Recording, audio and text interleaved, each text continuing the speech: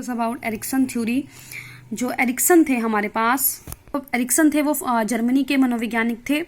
और उनका जो था वो उनके जो गुरु थे वो साइमन फ्राइड थे। उन्हीं के अंडर रहकर उन्होंने अपना मनोविश्लेषणात्मक अध्ययन किया और 1950 में उन्होंने अपनी ये थ्योरी दी। अच्छा, सबसे पहले है स्टेजेस हमारे पास कि उन्होंने पूरी एज को किस रूप से डिफाइंड किया। सबसे पहली स्टेज है हमारे पास विश्वास बनाम अविश्वास। इसमें क्या है, जो बच्चा है 1 से 1.5 साल का होता है, इसमें क्या है, बच्चे को क्या अधिक से अधिक केयर की ज़रूरत होती है। जो उसकी केयर करता है वो बच्चा जो है उसकी तरफ अट्रैक्ट होता है, उसी पे विश्वास करता है। अगर उसको प्रॉपर केयर नहीं मिलती तो उसके अंदर अविश्वास की भावना उत्पन्न हो जाती है। जब वो इन दोनों से लड़ रहा है, अगर वो इनसे जीत जाता है, यानी कि उसका जो विश्वास है वो बनता रहता है, तो उसके अंदर कौन सी भावना उत्पन्न होती है? आशा की भावना उत्पन्न होती है। ठीक है, जो इसकी हम क्वालिटी कहेंगे वो कौन सा जो वर्च्यू है कौन सा पैदा होता है? आशा का। सेकंड है स्वायत्तता बनाम लज्जा। इसमें जो बच्चा है 1.5 से 3 साल का बच्चा है, जो 1.5 से 3 साल का बच्चा जब एनवायरनमेंट में जाता है, पड़ोस में जाता है, खेलता है, तो वो क्या है, क्या करता है, स्वतंत्रता चाहता है। वो स्वतंत्रता तो चाहता है और साथ में अपने पेरेंट्स की ऑब्जर्वेशन भी चाहता है। और क्या है, जब वो काम करता है तो काम करते हुए शर्माता है कि उसका काम अच्छा है या बुरा है। अगर वो अपना काम को अच्छे से अंजाम दे देता है तो उसके अंदर इच्छा शक्ति नामक वर्च्यू पैदा हो जाता है। फिर वो क्या है, नेक्स्ट स्टेज में जाता है 3 से 6 वर्ष में। उससे पहले जब वो, अब जो एज है वो स्कूल एज भी इसको हम बोलते हैं। स्कूल एज में वो स्कूल जाता है, वहाँ वो क्या है, पहल करने की कोशिश करता है। पहल मतलब कि हर काम को आगे होके करने की कोशिश करता है। तो अगर वो आगे होके काम को कंप्लीट करता है, उसके अंदर अपराध की स्थिति उत्पन्न नहीं होती, तो क्या है, वो अपने लक्ष्य को निर्धारित कर लेता है। पूर्व किशोर अवस्था 7 से 12 वर्ष। इसमें क्या है, अध्यवसाय बनना बनाम हीनता, इंडस्ट्री वर्सेस इंफीरियोरिटी। यानी कि इसमें जो बच्चा है अपने कौशलों को वांछित निपुणता लाकर आत्मविश्वास और आत्म प्रतिष्ठा अर्जित करने का प्रयास करता है। यानी कि वो अपने काम को, 7 से 12 साल का बच्चा अपने कौशलों को बढ़ाता है, अपने काम को परफेक्शन करने की कोशिश करता है, और अगर वो इसमें निपुण हो जाता है तो उसकी जो है कैपेसिटी बढ़ जाती है।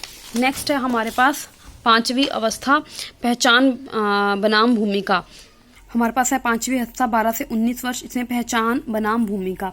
इसमें जो बच्चा है अगर अपनी पहचान बनाना चाहता है, वो किसी भी समाज में या स्कूल में या ग्रुप में अपने आप को आइडेंटिफाई करना चाहता है। अगर वो उसमें सक्सेस हो जाता है तो ठीक है, नहीं तो वो क्या है, भूमिका भ्रांति, यानी कि वो कंफ्यूज हो जाता है कि उसे अब किस तरह फेस करना है किसी प्रॉब्लम को।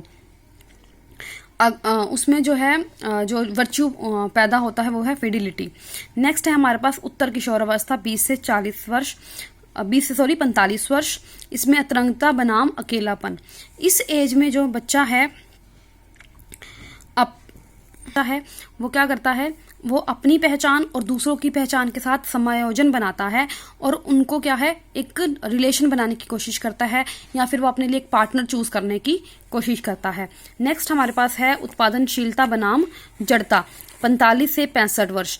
इसमें जो बच्चा है वो अपने व्यवसाय, परिवार तथा अन्य सामाजिक क्षेत्रों में क्या है, वो इस टाइम पे कामयाब हो जाता है। कामयाब होने के बाद वो इन सारी चीज़ों को अपनी सारी सर्विस को या तो अपने पीढ़ी दर पीढ़ी अपने बच्चों को देता है, या फिर वो समाज के लिए कुछ ना कुछ करना चाहता है। अगर वो कर लेता है उसके बाद वो दूसरों से उपेक्षा करता है सिर्फ केयर की। उसके बाद है, अगर वो इन सारी situations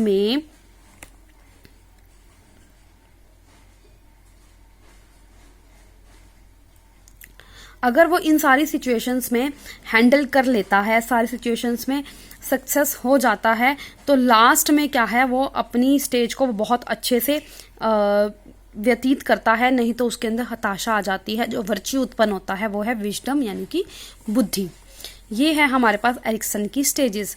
then we will discuss about the merit of the Erikson. से पहले इसकी जो मेरिट है हमारे पास, इसने पूरी की पूरी स्टेजेस के बारे में बताया है, पूरी जीवन को इसने डिफाइन किया है। इसने बहुत ज़्यादा आशावादी दृष्टिकोण को अपनाया है किसी भी अवस्था। उसने कहा है कि अगर एक स्टेज हमारी असफल हो जाती है तो ज़रूरी नहीं कि दूसरी हो, हम उसको भी क्रॉस करके हम सफलता की ओर जा सकते हैं। किशोर अवस्था को इसने ज़्यादा महत्वपूर्ण माना है। उसके बाद है इसकी डिमेरिट। इस डिमेरिट क्या है, इसने बहुत ज़्यादा आशावादी दृष्टिकोण अपनाया है। फ्राइड के अनुसार व्यक्तित्व सिद्धांत का सरलीकरण है। इसने कहा कि व्यक्तित्व सिद्धांत है, उसने सिर्फ इसी को ही मॉडिफाई किया है, इसका कोई भी प्रयोगात्मक प्रूफ नहीं है। सब्जेक्टिविटी ज़्यादा है क्योंकि इसने एक इंसान को लेकर ही सब कुछ उसने मेंशन किया है। और उसकी जो लास्ट वाली स्टेज है शूल्स के अनुसार कि ये जो है इनकम्प्लीट है, यहाँ पर जो आके व्यक्ति की सारी उपलब्धियों को वो नहीं गेन कर पाता उस शूल्स के अनुसार। ये आपकी एरिक्सन की थ्योरी थी। और हमारे पास जो एजुकेशनल इम्प्लीकेशंस है, जो इनकी मेरिट है, वही हम इसको एजुकेशनल इम्प्लीकेशंस में भी ट्रांसफर करके लिख सकते हैं।